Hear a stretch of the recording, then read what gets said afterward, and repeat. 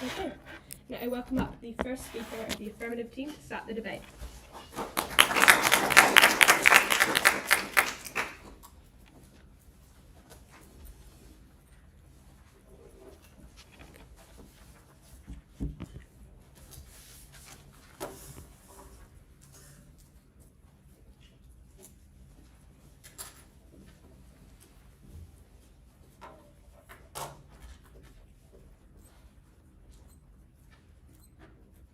In the early 2000s in Myanmar, a failure by Facebook disadvantaged and harms hundreds of thousands of users. We have seen the failure of social media frameworks. That's a harm we cannot stand for. Three things to do in this speech then. Firstly on modelling, secondly on reliability and feasibility, and thirdly on security. Firstly on modelling then, what do we stand for?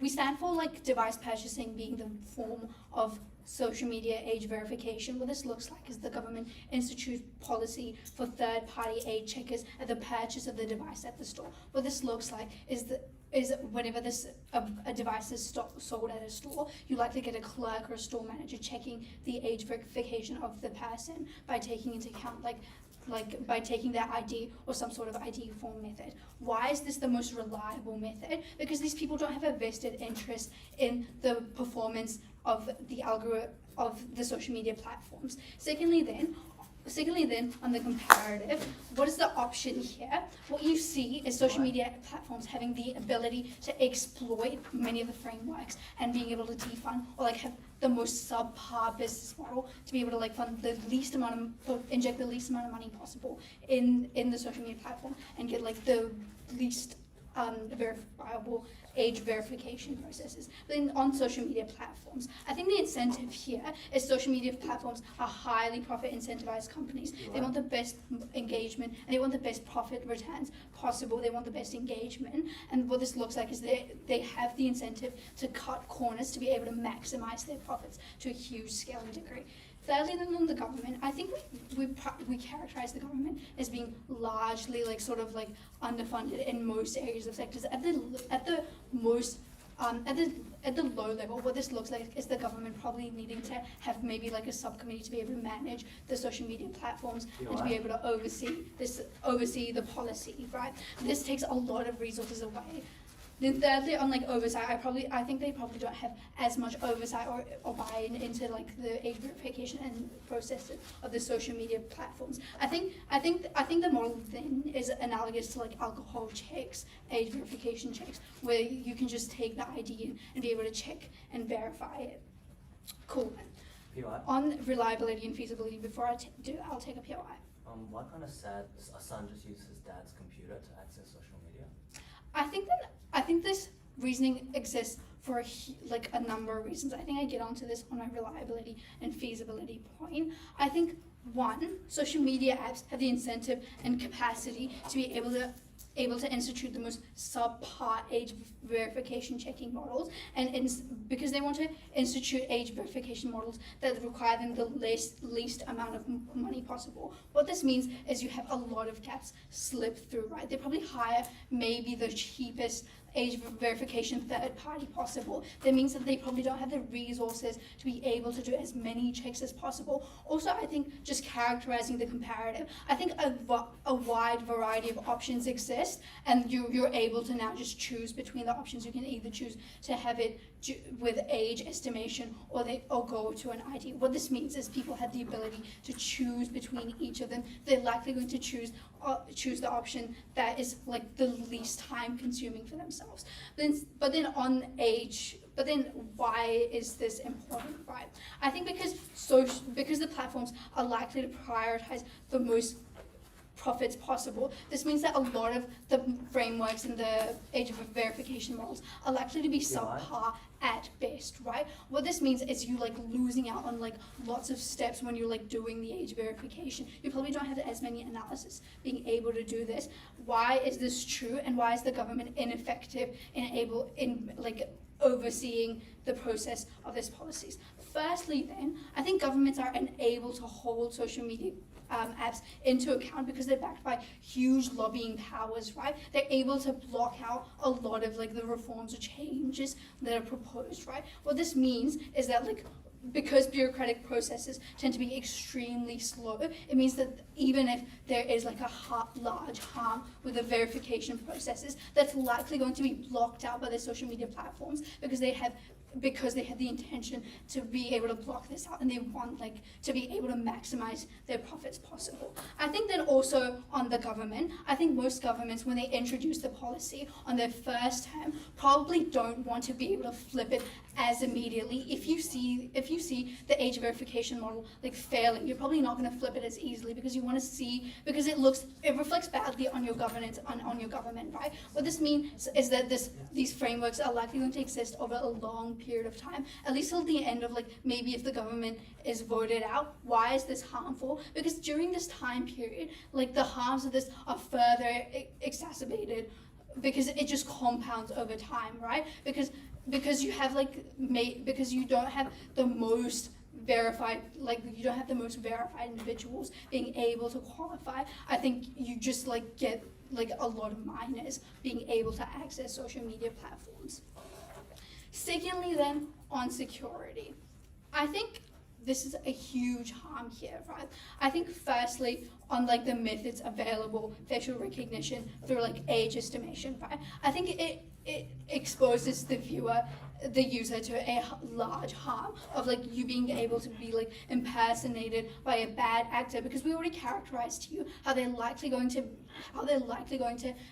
be instituting third-party actors that are likely the cheapest to them. These actors are then likely to be really likely to be bad actors that are either able to buy that and able to exploit that information, or sell it outright. Why is this? I think Meta is already notorious for its data leaks or even selling its info. I think then what does this mean? I think you're able to have huge data leaks. The user is hugely disadvantaged by them because now their credit card information and their facial patterns are now readily available. This means this can be exploited by bad actors such as scammers, etc. At the lowest harm, maybe the social media company now uses maybe the face of the user to be able to promote or sell it into AI systems. We think that this is a huge harm. You probably want the most maximum profits coming out of this. I think we see this even in the most reliable sectors under the status quo. For example, the health sector, where a malfunction with the data meant that a lot of people were now pronounced dead, or the data was now conscient. We think that this is a huge harm, and we think that this is likely to happen. I think what's the important thing here? You put every user at risk of data leak and of being impersonated.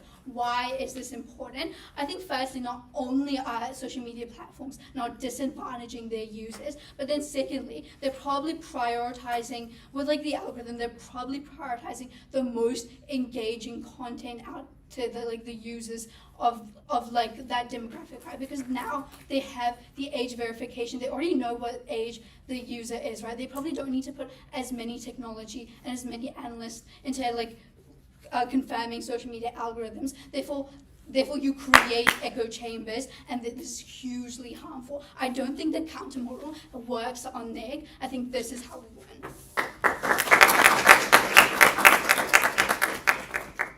I thank the speaker for their speech and invite the first negating speaker.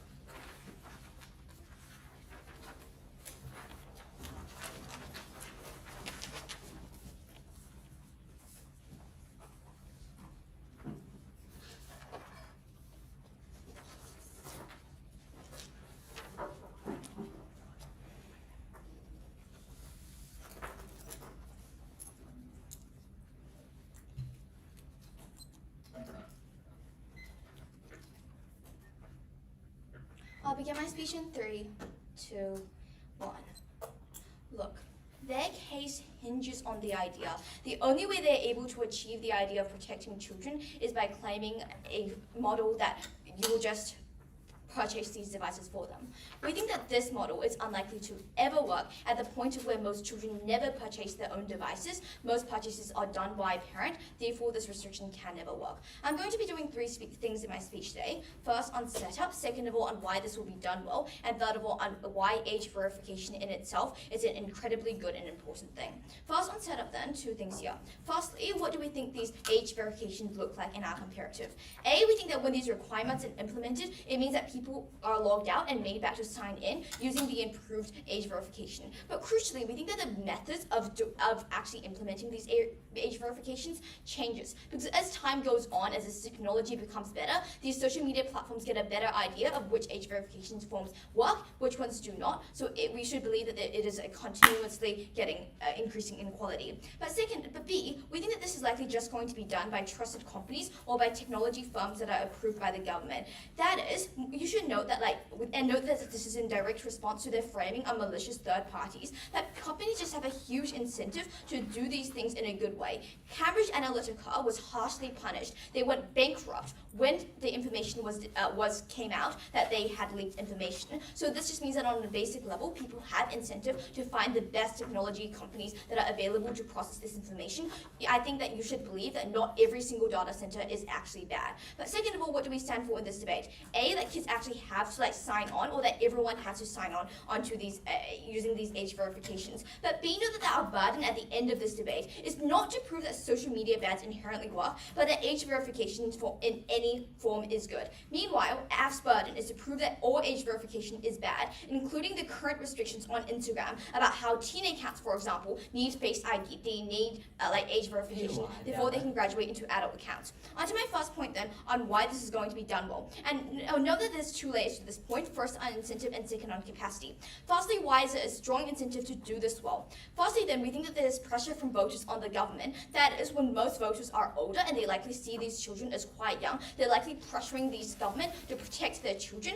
But note that also that these governments have a huge amount of attention and scrutiny on them, right? So this means that if they completely fail in this purpose, if they just do not see any of the benefits that come out of this, they're likely going to be harmed quite a lot, and it's just going to look very bad for them when you have things like massive data leaks occurring. But secondly, these companies have large incentives to do well because they risk repercussions from the government. Regardless of what AF tries to tell you, you should believe that the government at the end of the day has the capacity to do things like punish these companies. So this looks like how they can give these companies massive fines. This looks like how they can sue these companies for billions of dollars. For example, the Australian government is currently suing large AI firms for literally billions of dollars for harms they have wrought to individuals. At the end of this day, you should note that if they care about profit incentives, they likely care about doing these policies well. But thirdly, even if you believe that our age verification is not perfect and there might be slight leaks, I don't understand why this matters hugely in the debate. Because know that on their side of the house, your data is still processed by the government.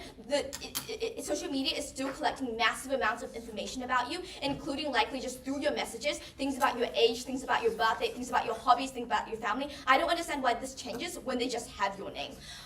On to why we actually have the capacity to issue verifications then. The first thing to know is that technology gets better as time goes on. That is, when social media companies are aware of what works and what doesn't, it means that even if some verification is not the best at the beginning, in the long term we manage to accrue increasing companies benefits, and we think that at the end of the day we will be able to implement this in a good way. But second of all, once we implement these verifications, it's just incredibly different to go around them. It is very hard to fake identification or your ID or just do these things. That means on a basic level we manage to stop these accounts from forming. But know that these accounts forming is so important in this debate, because even if you believe that children are still able to scroll and access Instagram at a basic level, social media just becomes less predatory. That is, firstly, the algorithm is less predatory because when these kids are signed up as guest accounts, they're no longer capable of is changing to tailor to their preferences, which means that social media just becomes less addictive and they collect less information. But secondly, it means that these children can no longer access the features like private chats, right, or post personal information. So this just means that you get rid of this predatory relationships and these threats to these kids. For example, these kids are no longer capable of posting personal photos or personal information that might in the future come back to bite them when some really sus person uses it for really bad purposes. Note at the end of this debate, even if you believe that our measures are not all perfect, even if you believe that we do not do it at to 100 capacity, you should still believe that it is better than the nothing they managed to accrue on Team F. Because even if we manage to benefit 80% of people, to get 80% of children off social media, we still protect 80% of people. That is still better than 0%. Now onto my second point then, but before I do that, I'll take a POI. Don't you agree that under this move we can just say that social media having these age verifications is just bad rather than not having age verifications at all? No. I think that you can say that these social media platforms, what you have to support is that these social media platforms do not have these age verifications, that they shouldn't implement the additional measures, which in my second point, I'm now going to explain why these age verifications is such a good thing. At the top of this point, note that regardless of whether social media accounts are banned for kids, age verification is good. This is because, first of all, you are better able to enforce things like teen accounts. This means that you are better able to provide children with this basic level of protection between what they see and interact with. You are able to offer parents this level of monitoring over what their children see. You are able to offer them these basic protections which ensure they are not exposed to very bad and very harmful information for their psyche. But second of all, you are better able to locate things like predators, because you are able to see who your kids interact with. You are able to see if this adult man is interacting with a bunch of minor children. This means that you are able to just better identify them, find it out early, and stop these benefits from occurring in the third place. But note at the end of this point that this is a non-contingent benefit. Regardless of whether the harms of banning social media actually exist, having this better actual verification for teen accounts, for offering this basic protection on children is good. But secondly, why is social media without verification so bad?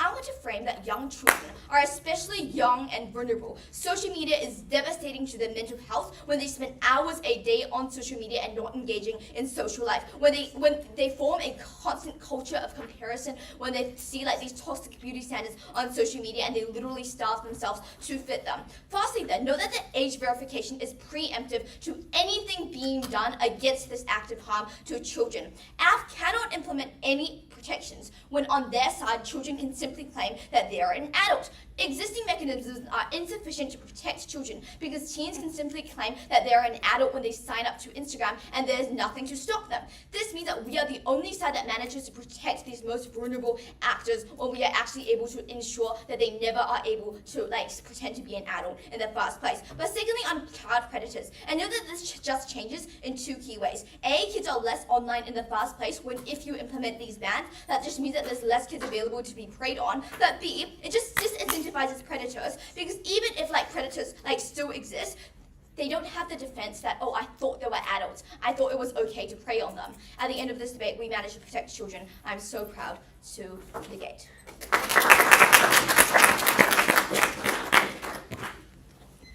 I thank the speaker for their speech and invite up the second speaker of the affirming team to continue the debate.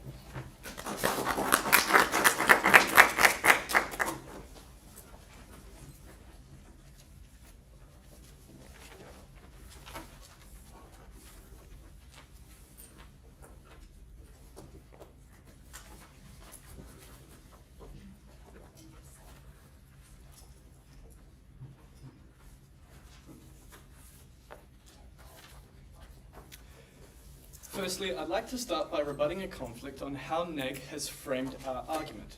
They say that the burden in this debate is whether or not age verification should be implemented for these young people, and that we are saying that age verification shouldn't be implemented. However, this is not the burden of the debate. It is whether or not social media platforms should be the one held responsible for doing these age verifications. They say that our model doesn't work our model of them going into store and upon purchase presenting ID which verifies that the device is going to someone of age is ineffective, as children don't independently purchase devices. However, this point is invalid, as the purchase would be within the presence of a parent. They may also try to rebut by saying that parents may just buy these devices and then give them to children.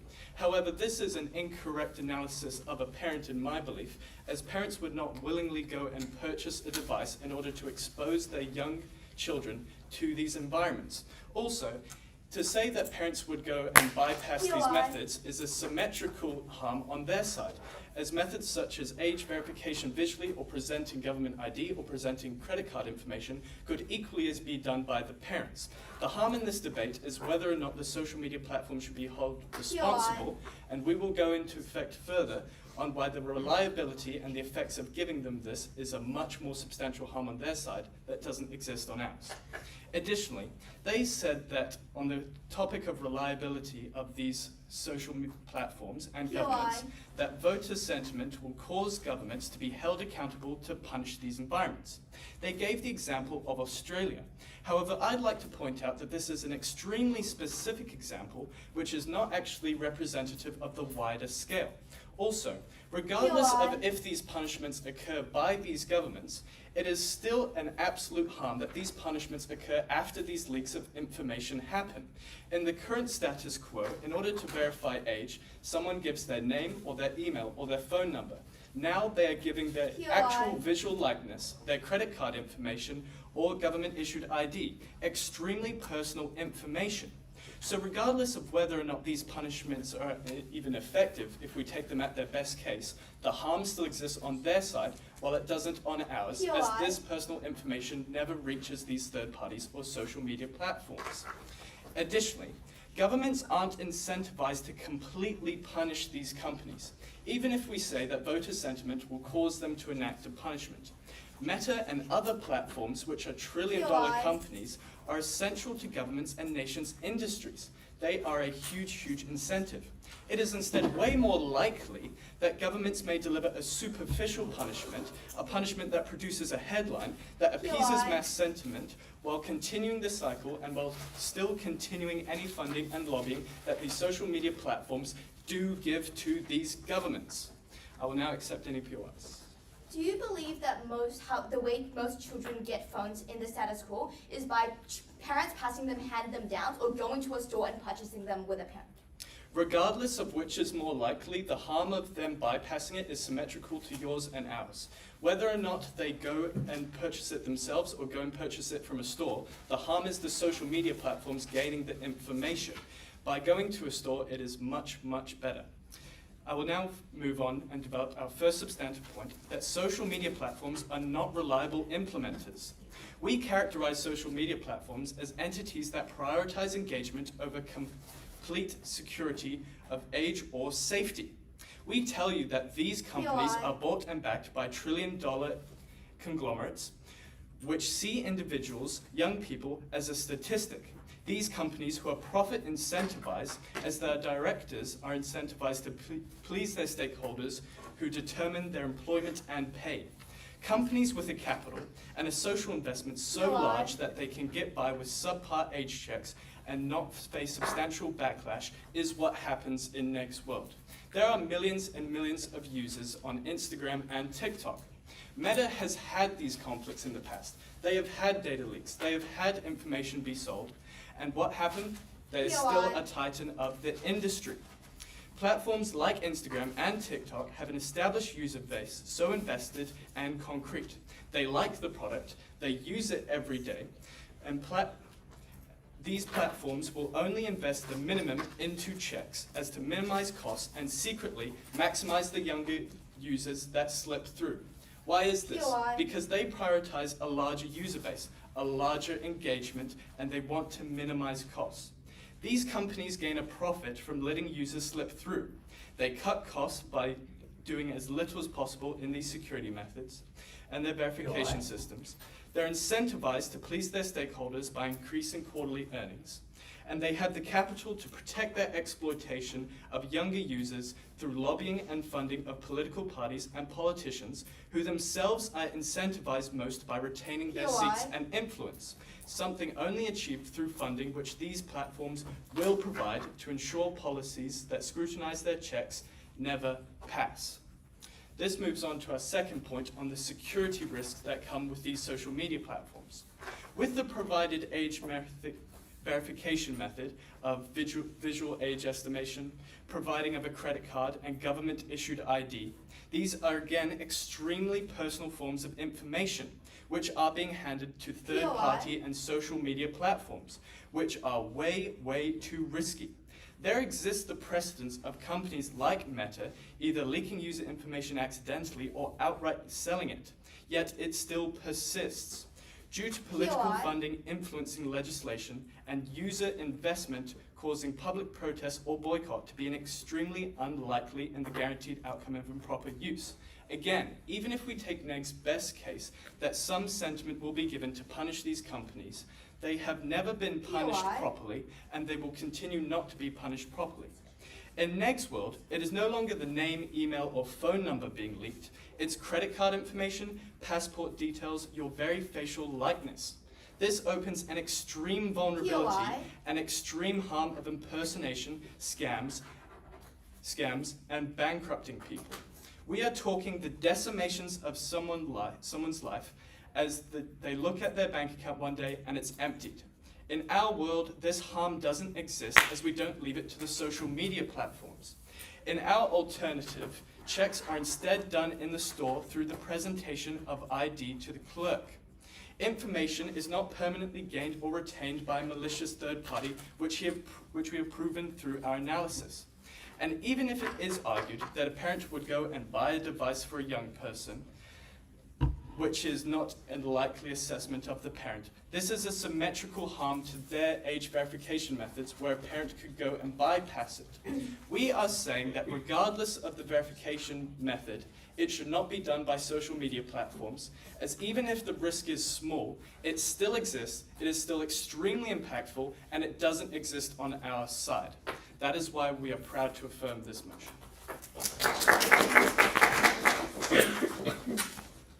I thank the Speaker for their speech, and I invite the second Speaker of the negating team to continue the debate.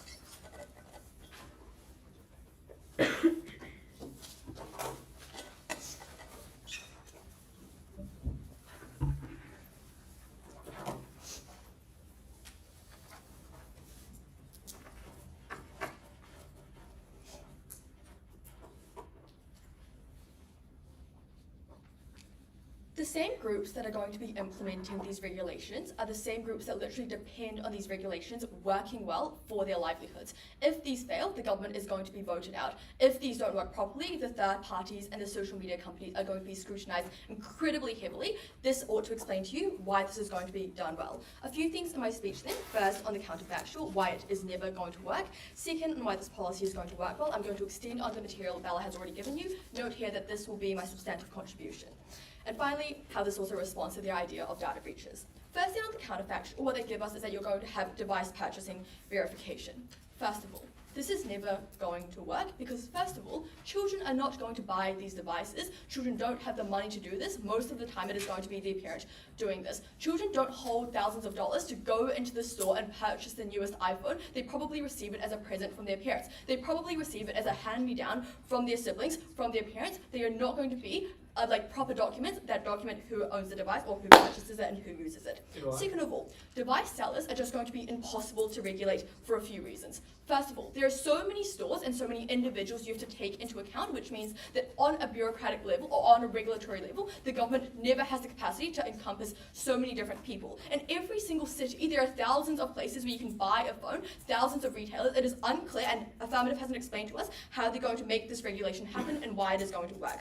Second of all, lots of sales of phones and devices are simply unofficial, right? It can happen on Trading Marketplace. It can happen just through me and my friends are going to trade our phones or sell them to each other. These are things that are undocumented, and you're never going to find a way for the government to make them documented. This should explain to you why Affirmative's mechanism of device purchasing verification is never going to work.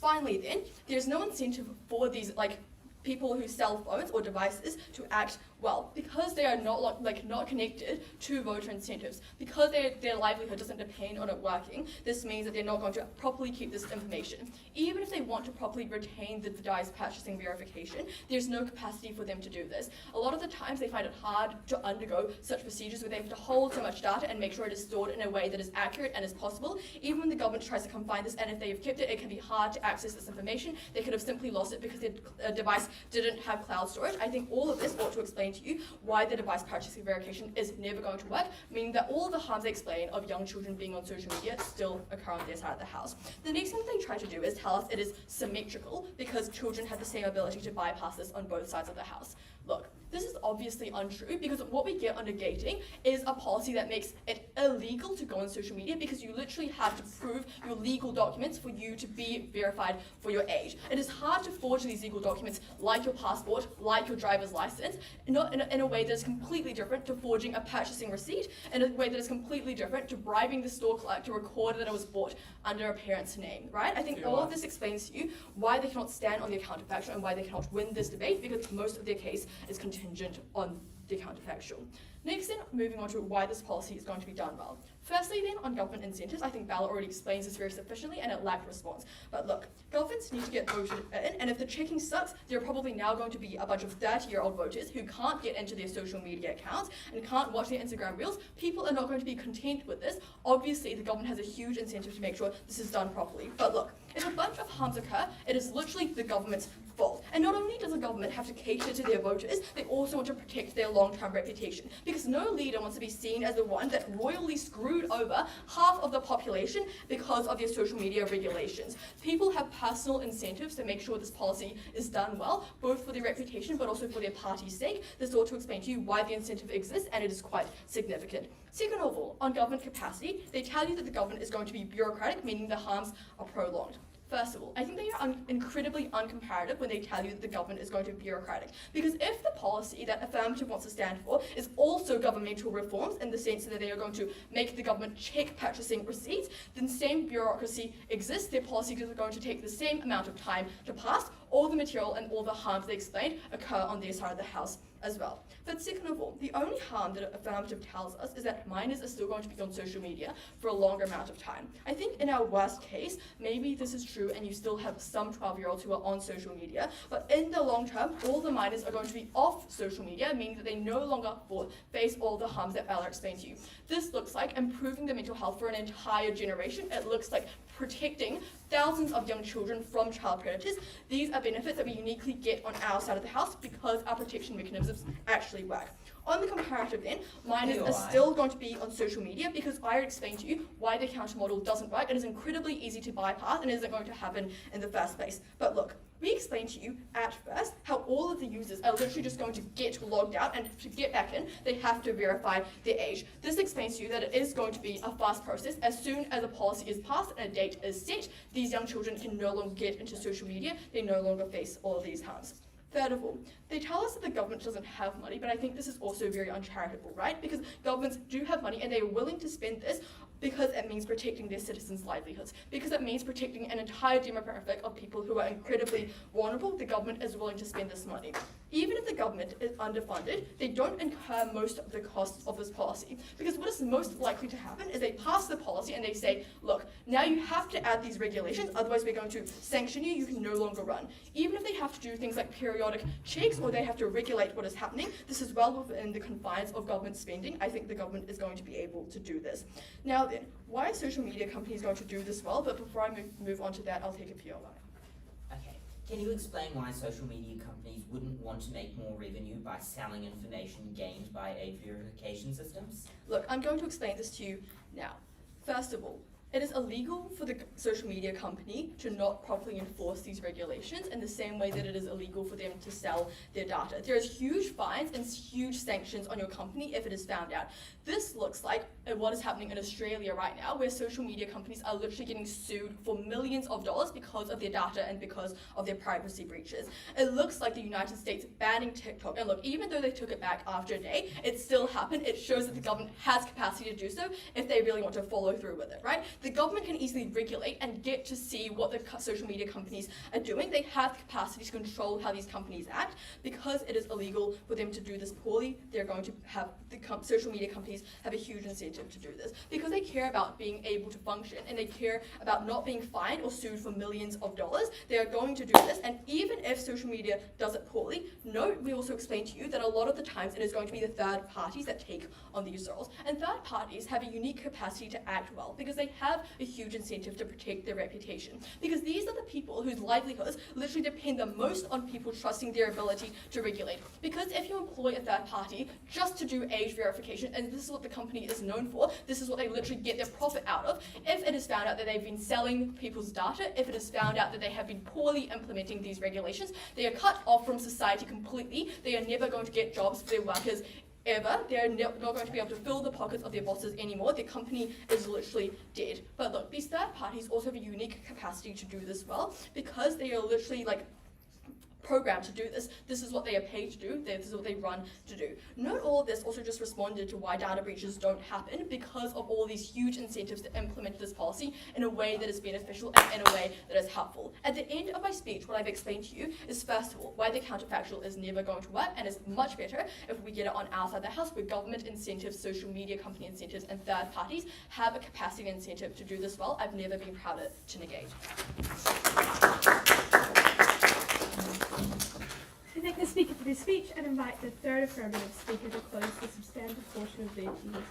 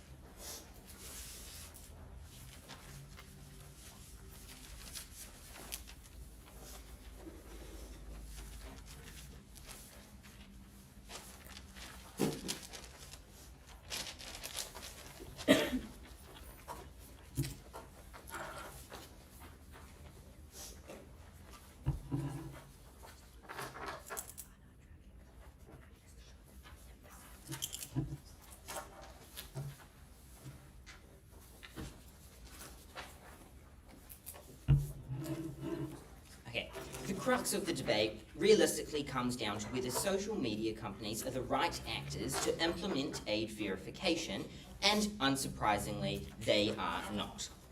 Okay, we have thoroughly explained throughout the debate why social media companies have the intent to, do harm in this debate with the information that they get from age verification. And now they tell us that a few responses to this. They tell us that governments might get pressure social medias to do well, and governments obviously want social medias, so they're going to punish social media, and therefore social media is likely to actually do this reliably, and that there won't be slips in the gap. I think we tell you that there is an alternative to social media entirely. I think that we tell you, regardless if the negating team says that our model is complete crap, it still doesn't mean that social media are the right ones to implement like age verification technology. We can give you so many other alternatives on our side of the house which are better than social media, who have the incentive to sell our information. Now they tell us that this might get them sued, that this might get them backlash from the government. I don't think this outweighs the fact that Meta has been known to sell our information online. Third-party companies sell our information, and this takes like court trials, which take an amount of time, like a certain period of time. This takes money, this takes lawyers. So by the time they actually get like in trouble for doing these things, they've made a lot of profit from selling our information and making money from that. So regardless if they get punished with like fees for selling our information, it's not going to be a big hit to them because they've managed to get away with it in enough time. Okay, so I think we can safe to say that social medias are not the ones to make this implementation.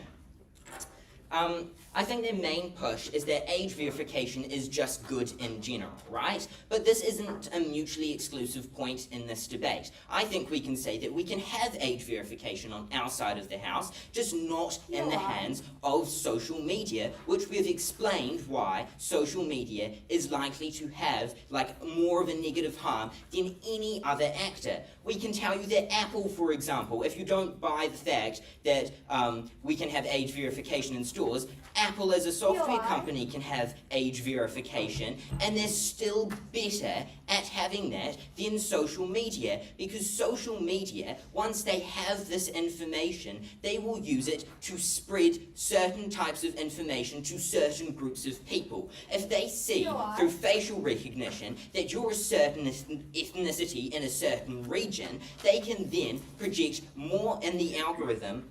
They can project more information to you that might be in that region. So they might give propaganda out to one specific group of people. This is information that they simply don't get if social media doesn't have, aren't the ones implementing this age verification at all. We tell you the fact that they can see our credit card numbers, that they can see our IDs, gives them just the slight edge to actually make the generations that they're marketing to more impressionable. So like, if you've got credit card information, banking details, they can see that a certain group of people that use their social media platforms, like use the ASB Bank, right? This can actually help them to market. They can sell this information. They make money off using our personal information. Now, if we've got other alternatives, it's simply not as easy for them to sell this information. Like, we use the example of like in stores, because I think this is probably the better example to use in this debate, the model. They tell us like, it's the same as like alcohol purchase, right? If you go into a store, you show your ID and you can purchase alcohol. Now, we don't see children parading about the streets with a bunch of alcohol. Sure, there are some that manage to get through the system, but largely as a whole, like age verification in stores with just purchasing alcohol seems to have been effective. This is the same as when you purchase a phone. Now, they also bring up that parents might just purchase these phones and subvert this. Like, once again, we mentioned like the incentives of the parents. Parents have a vested interest not to actually let their children go onto harmful social media sites. So even if they are purchasing these phones, they're likely to tell the person they're purchasing it from the age of their child if they cared about their child. I think this is rather symmetric on either side of the house. So that their push on just age verification is good in general means nothing in this debate, because age verification is good and we can still claim it on our side of the house. Whether they believe our initial model of purchasing it in stores or not, the very fact that we provide an alternative that uniquely means that social media can't generate these harms is just better in this debate. Now, they also tell us that like third-party companies are good, and that like many of this information might go to the third-party companies rather than the social media, negating our harms. There's a few reasons why this simply isn't true anyway, right? We tell you that these third-party companies aren't going to be held accountable. It is really hard for someone to tell them, like, someone to find out that this company has been leaking a bunch of information. And even if they aren't going to leak information, as the negating wants us to believe, there's still things called data breaches. This data wouldn't exist without the age verification going to these third-party companies anyway. Therefore, you still get the negative harm of the data being leaked in any scenario. So what does this mean weighed up against our own points? Well, we tell you that this is isn't feasible nor reliable, but we tell you that the exclusive nature of social media platforms make it ultimately worse than our model. I'll accept that, POI. Even if we believe that social media are bad actors, social media already has your faces. When you post a profile picture, they likely have your names and your ages. Why is this harm of a data breach exclusive? It simply makes this information more accessible. Who is posting their credit card information on social media, right? Who is posting their identification or government IDs on social media? You are willingly handing over this information on their side of the house. On our side, you might get a minority of people doing that, but it's not nearly as much as everyone. I think that negates that point entirely. So we tell you that they're not reliable implementers and they're not trustworthy because they give away our sensitive information. We tell you that they don't want less users, so they won't be as reliable to have high verification to a higher standard. So all this added up, the problems, to fix these problems, we fix these problems on our side, but the negating simply cannot with the unique nature of social media platforms. Right? The government obviously has a 4-year term, so it doesn't really matter whether they don't agree with it or not. These trials will extend way longer than 4 years, meaning that it's simply not feasible anyway for them to be held accountable. So, to summarize, so proud to affirm. Thank you. I thank the speaker for their speech and invite up the third negating speaker to close out their portion.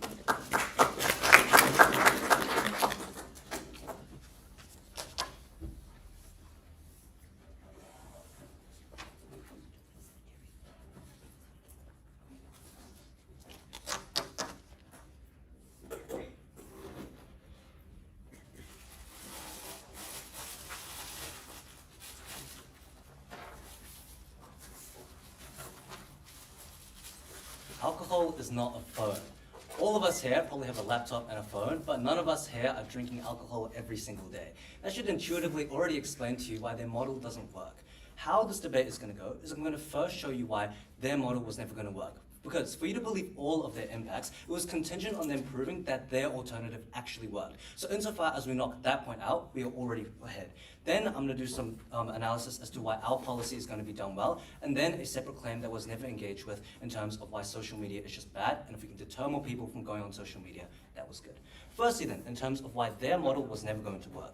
Their idea is that they want to do this device purchasing thing, but this was never going to work. Why? Because firstly, we told you that there are many ways to exploit this, and importantly, that it was easier on their side of the house than on our side of the house. What do we tell you? We told you a few things, like for example, in many instances, these are hand-me-downs from dads to sons. We also told you that oftentimes a dad can buy a phone for their son, a dad can buy a computer for their son, etc. So it was very, very unclear as to why on their side of the house, this could never be cheated. Comparatively on our side of the house, we'd say it's far harder because there is a direct barrier. It is literally illegal for you to do many of these things, as Sarissa explained to you, which means you should believe that the relative difficulty of achieving this ability to exploit your data was far higher on their side of the house.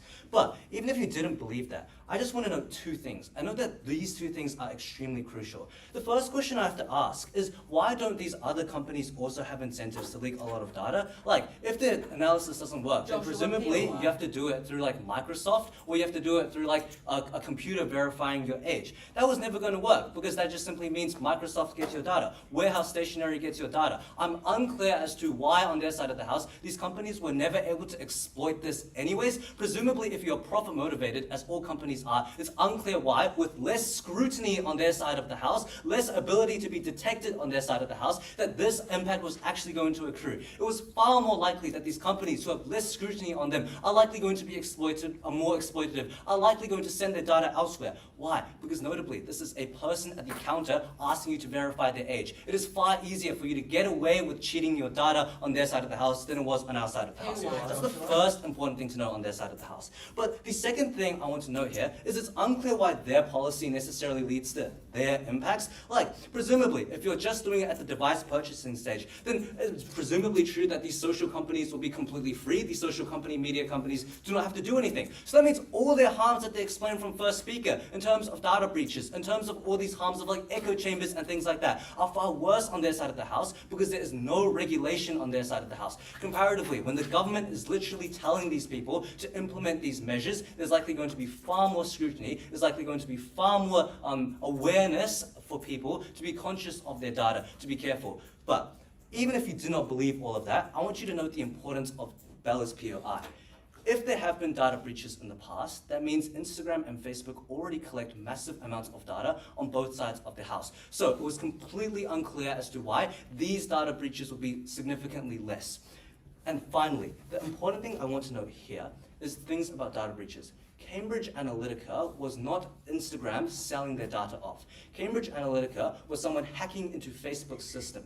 This is important because it should explain to you that Facebook is also scared of a variety of these data breaches. Facebook also doesn't want their data to be left off and sent off and shipped off to nowhere. So that should explain to you that on our side of the house, you also have incentives from Facebook to maintain and ensure that these data breaches are protected, to ensure that you have safe and secure systems as such. So what you should believe at the end of this clash then is that their model was never going to work. And that should already mean our analysis puts us forward in this debate. But even if you do not believe that, note the even ifs. We told you that it's unclear why other companies do not want to exploit their data, and it's unclear why things like echo chambers do not exist on their side of the house. Okay, now let's do some analysis then as to why our policy was likely going to be done well. We gave you a variety of reasons, a lot of which went unresponded to. We told you about how the government has good incentives because it's based on the voter mechanism. It's based on things like you want to do well to appease your voters. We told you why companies also have an incentive.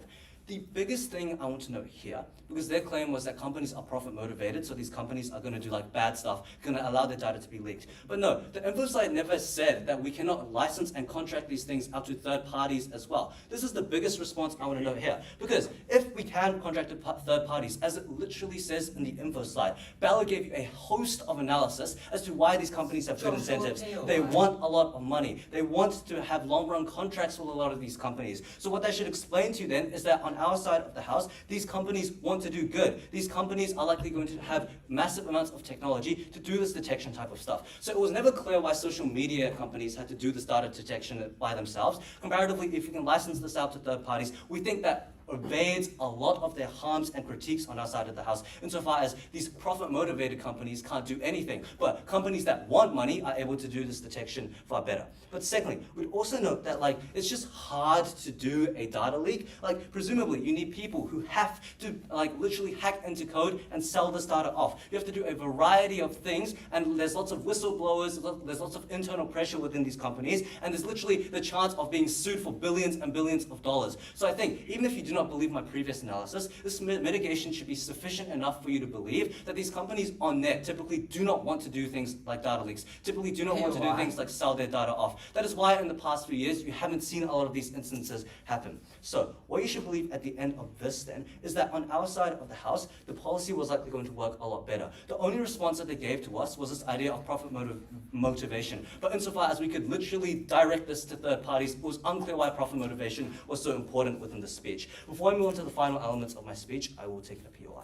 Okay, even if you don't believe our model, aren't there literally any other alternatives that don't claim the same unique harms that social media gets when you have... Yeah, but you haven't given those to us within this debate. And if you were to give those in this debate, you need to do sufficient amount of mechanization and analysis to explain why those are far better than the ones that we propose on our side of the house. Okay, finally then, a little bit about data exploitation. They seem to claim that you want data exploitation, etc. Note that the symmetricization in Bella's POI that I already gave to you. But why else was data exploitation very unlikely to happen? The first thing to note is that these third-party companies obviously want long-term contracts as well. Secondly, we told you about things like whistleblowers. And thirdly, we know that increasing like how good technology is increasing in the status quo. We just say that this means that you're able to develop more secure firewalls. We just told you that you're able to put money to put them into the best experts online. So all of this analysis should explain to you then is that on our side of the house, it's likely going to be done far better than on their side of the house where companies have the same incentives.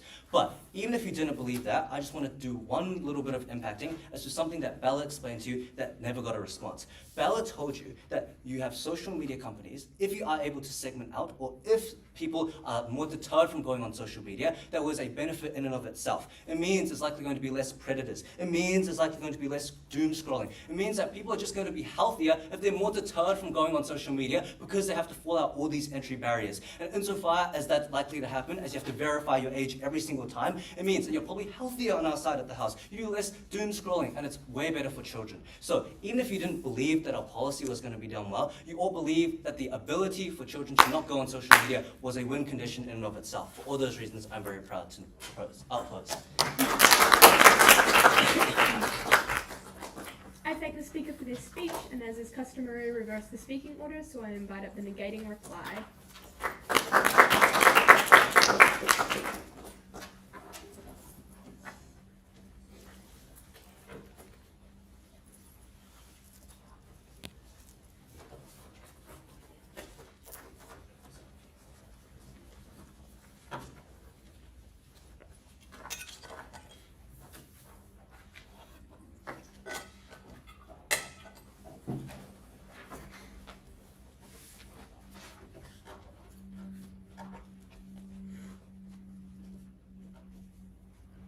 Social media has caused epidemics of depression, of loneliness, of screen time addictions, and of young children literally starving themselves. Insofar as you believe social media is harmful, you ought to believe that any methods we are able to take to diminish these harms is able to win us the debate today. Affirmative cannot win today's debate because they're counterfactual that device purchasing verification was never going to prevent children from accessing social media. They realize this at Third Affirmative when they tell us that they are going to pivot and because there are many other alternatives. But the issue with this argument was that they never explained or illustrated any of these alternatives at any point in any of their substantive speeches. I think it is far too late for them to explain an alternative and prove it now. I think they cannot win because you believe that Affirmative's framework doesn't work. What this means is you ought to believe that we are the only side that is able to actually protect children from social media, and we are the only side that is actually able to get positive change. The pushback that we hear from Affirmative then was that the verifications mean data breaches are going to happen. We explained to you down the line how the government, how social media companies, and how third parties have massive incentives to do this regulation well and how they have the capacity to do so. Their profit, their reputation, and literally the lifelines of every single person involved with this company are at stake if they do this poorly. They're going to face huge consequences and huge repercussions if they are found out to sell data, to take illegal measures within their company, which should all explain to you why these actors are never going to take these measures to access a data breach. But look, even if Meta has empirically done this, I think the sanctions they face, the massive fines, are all going to deter them from doing this in the future. It's also going to signal to other companies that this is not a method they can take. But look, at the end of the day, if we take them at their best, social media as actors are symmetrical, because social media is going to possess most of the information of adults who have no incentive to lie. You pay through TikTok Shop, you probably pay through Instagram routers. They're going to hold your credit card information anyways. Social media already knows exactly who you are. Even if you didn't buy all of our other material, I think Josh already explained to you why data breaches are going to be symmetrical in our worst case, because they are so hard to make happen, because the data exists on both sides of the house. What this means then is that the only positive material left in this debate is what we explained in terms of children being no longer having to face these harms of social media. Because they are no longer on social media, it means they no longer have to face eating disorders. It means that they are no longer subject to being hit by child predators, no longer subject to facing the harms of this creepy man finding them and trying to chat them up, no longer trying to convince them to come to a park. I think these are harms that should be weighed incredibly highly in this debate because we are the only side that is able to protect them. even if you believe data breaches are going to happen, we are still uniquely able to protect these young children. And we explained to you very fast in our framing from Bella why these children are especially susceptible and vulnerable to these attacks. Because these children are vulnerable to attacks to their mental health. They are the children who are going to be most harmed if TikTok tells them they're too fat, if Instagram tells them they need to wear more mascara, if Instagram tells them they need to cut their hair. These were all harms that existed on our side of the house and exist in any world, but we are the only side that is able to ever change them, because banning device purchasing is never going to work. I think this also opens the doors to a whole slew of harms that affirmative fails to deal with. But at the end of my reply, what you should believe is that social media is incredibly harmful, and any benefit we are able to get for young children necessarily has to win us this debate. But look, these restrictions are going to be done in a way that is beneficial, because social media companies have proven incentives. Governments have proven they have the capacity to sanction and put these repercussions upon these companies. They have incentives to protect their citizens, and because social media is so harmful, because social media is the most pernicious actor of the 21st century, they're going to take measures to protect these young children. We're the only side that is able to help these young individuals. We're the only side that does this properly. At the end of my speech, I think it is clear that we win today's debate. Stand with negating. I thank the speaker for their speech and close out the debate and invite up the affirmative reply.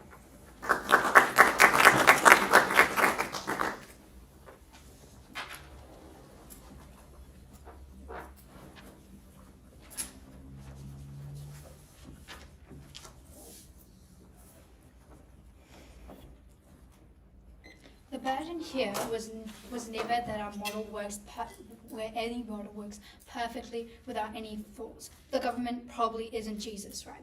The risk of failure, the most important thing is this debate is the risk of failure, right? The risk of failure on our side is maybe that some people get into social media. The risk of failure on their side is that people are susceptible to harm, susceptible to impersonation and data breaches. Their whole model is contingent on this working. The impacts of their model is only received if they're able to block out people, right? We tell you that even at the point of which, in our worst case, people are able to enter into social media minors are able to enter into social media platforms.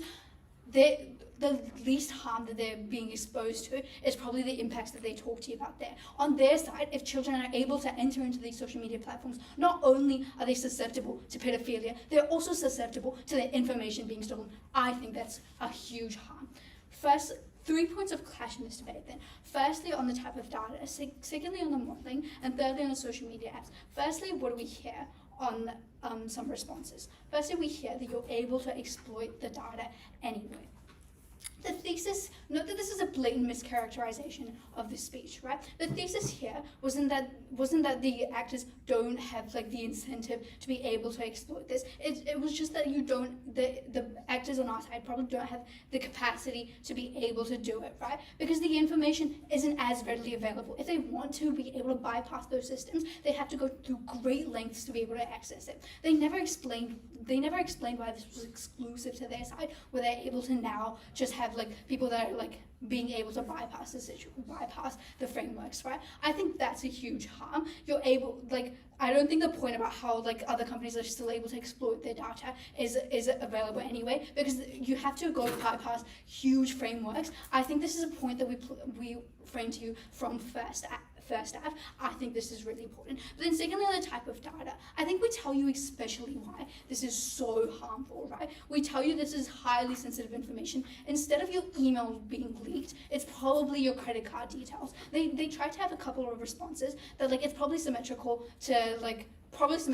to TikTok shops. We tell you that at the point at which all users are now exposed to this, not only the people that are buying into maybe shady forms of buying into stuff, all users are now susceptible to this, because all users have now have to go through age verification, right? I think this is a harm that is extremely important based on scale, because not every user is now exposed to this.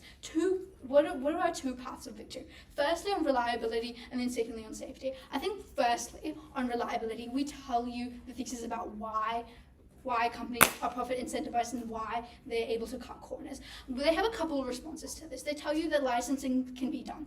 I think this comes out literally at negative, right? They have no like sort of framework for this throughout the debate. They tell you that people can just have licensing and the social media company doesn't oversee this. I think this still plays into the characterization we give you at first and second and third, where the social media company still oversees these bad actors. They still have the capacity to be able to choose the most cheapest actors available, the cheapest third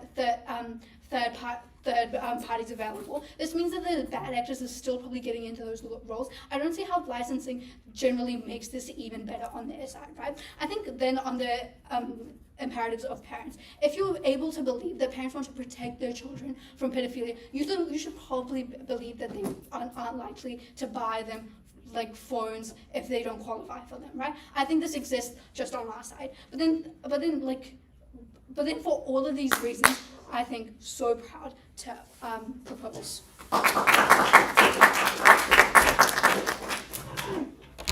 thank both teams for the debate, and I invite you to cross the floor, shake hands, and leave the room.